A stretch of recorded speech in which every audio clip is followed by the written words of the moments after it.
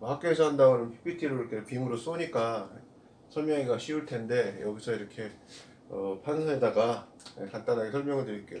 한국 건축 구조에 대해서 오늘은 말씀드리겠는데 그렇게 어렵지 않아요. 한 번만 들으면 이해가 가능할 거예요.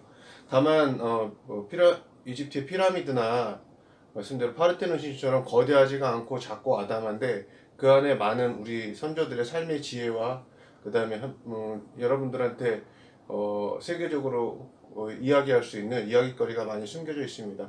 한 번만 들어보면 이해하기 쉬워요. 일단 한국 건축은 목조주택이고요.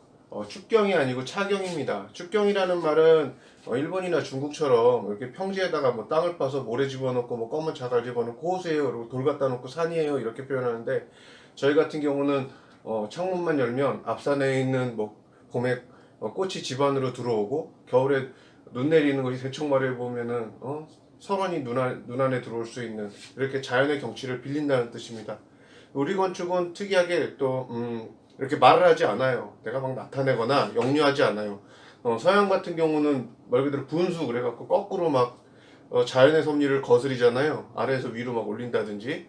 그래서 그 마천루 같은 경우, 마천루가 뭐냐, 큰 높은 건물을 지을 수 있는 과학기술, 그렇게 발전할 수 있었을지 모르겠는데, 우리나라 같은 경우는 자연을 절대 거스르지 않습니다. 무의 자연. 그러니까는 그림 속으로 몸이 들어가서 폭포와 함께 사라지는 그런 정서를 가지고 있죠. 자, 우리나라 건축은 목조주택이고, GL이라고 그러죠? 바닥 평면이 있으면 가장 먼저 이렇게 기단부를 설치합니다. 기단부. 돌 이렇게 놓는 거 보셨죠? 기단부. 하나는 일반 서민들의 집, 이렇게 해서 두 줄은 양반들의 집, 또 이렇게 해서 세 줄은 말 그대로 왕족인데 여기 한번 변화를 가져요. 흥선대원군께서 운영궁을 지을 때 고종을 앞세워 놓고 본인이 왕이 되고 싶으셨나봐요. 그래서 그거를 3단으로 짓는 바람에 4개는 종묘 죽을 사자 4개거든요. 그 바람에 4개로는 못 짓고 경복궁을 5개로 짓습니다. 그래서 5단 기둥이고 경복궁 같은 경우는 말 그대로 상월대 하월대 그래서 3번 올라갔다가 평진 월대를 지나서 또 2개 올라가서 월대를 지나는 그런 구조를 가지고 있습니다.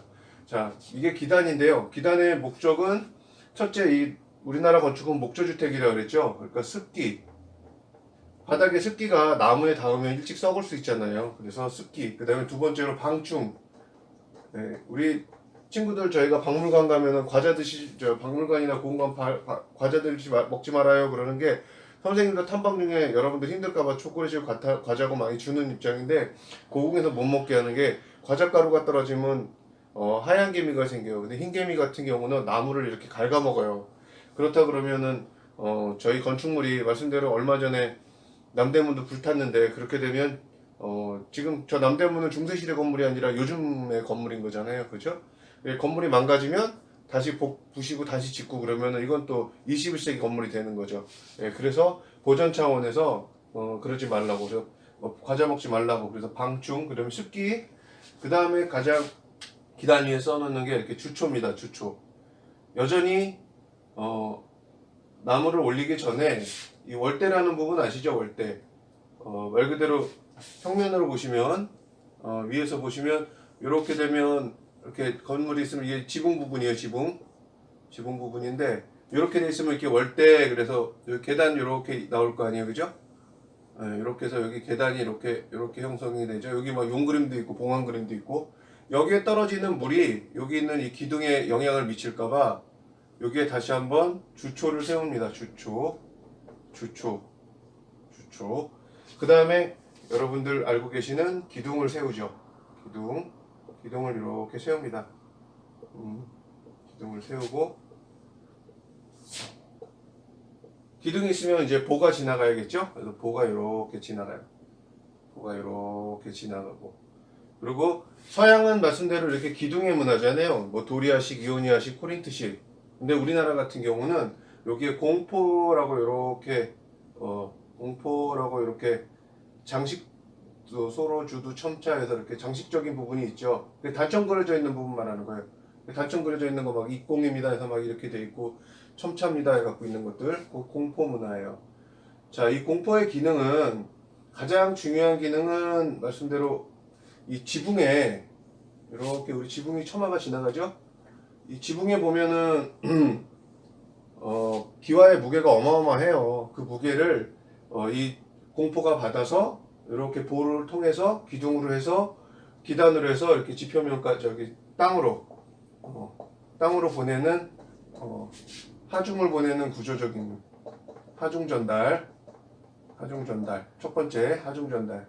그리고 두 번째로는 요 지붕 여기서부터 지붕까지 높이를 올려놨잖아요. 높이를 올리다 보니까 겨울에 태양의 남중고도가 낮을 때 햇빛이 이렇게 해서 집안으로 많이 들어오게 햇빛 유도. 또 세 번째로는 이렇게 올려놓으니까 지붕을 길게 뺄 수 있잖아요. 그러니까 여름에 남중고도가 높을 때는 집안에 그늘을 확보하는 거죠. 그늘 확보 이런 개념으로 있습니다. 가장 중요한 건 하중 전달. 그 다음에 말씀대로 일단 심미적으로 예쁘죠. 심미적으로 예쁘죠. 네, 그렇게 보시면 돼요.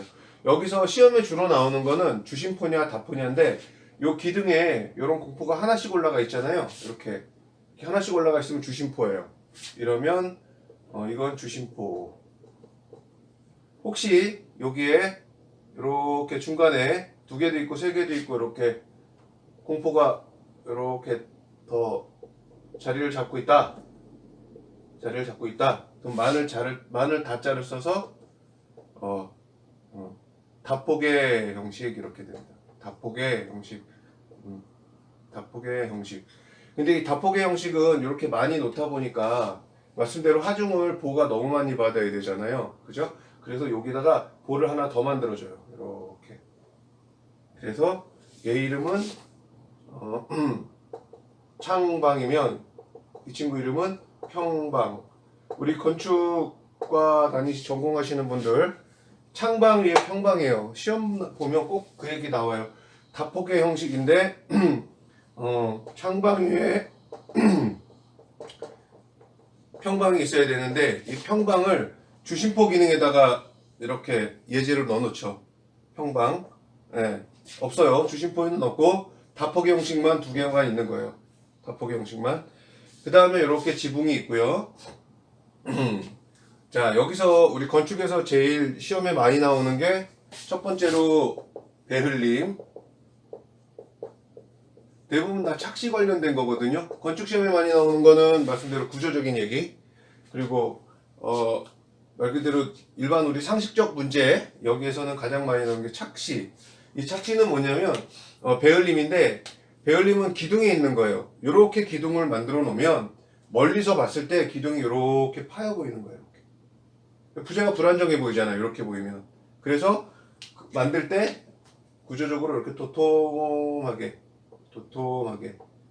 넓이를 가운데보다 두툼하게 하는 거죠. 이게 배흘림.